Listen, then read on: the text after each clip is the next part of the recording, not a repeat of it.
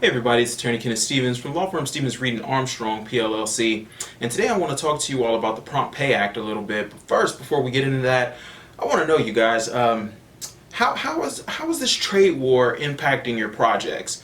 Are things getting more expensive? What's going on? If you're a subcontractor, are you having trouble getting supplies? Or if you're an owner, are you having trouble sourcing things for your projects? I just want to know. Go ahead and drop it in the comments. Let's talk about it.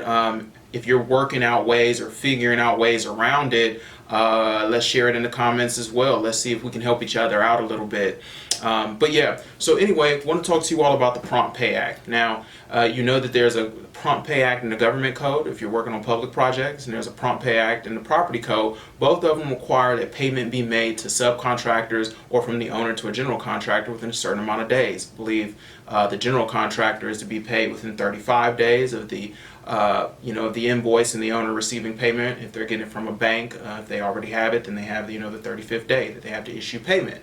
The general contractor has to issue payment to subcontractors within 7 days. And so, you have this Prompt Pay Act, it's built in. And what's interesting about the Prompt Pay Act is it's not waivable, so you see a lot of these contracts where people try and eliminate, the right to payment or expand it, say, oh, well, you have to issue payment within 15 days or whatever the case may be.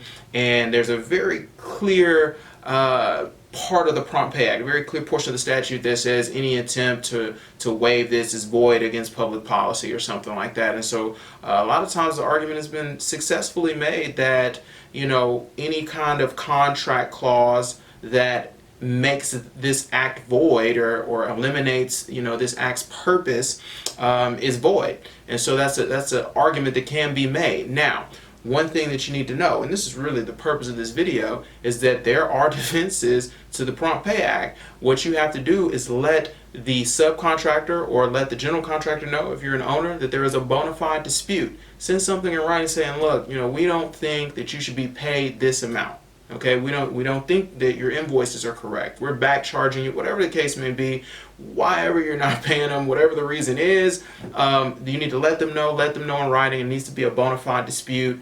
And when you do that, then it excuses payment. However, it only excuses payment up to, I believe it's 100% of the difference on commercial projects and 110% of the difference between the disputed amount and the actual amount on residential projects. So I say all that to say, just because there's a prompt payment dispute doesn't mean that you can just withhold all of the money. Hope that makes sense. Anyway, again, I want to know how these tariffs are affecting your projects. Let's talk about it in the comments. And as always, I hope this is useful, and happy building. Intervals.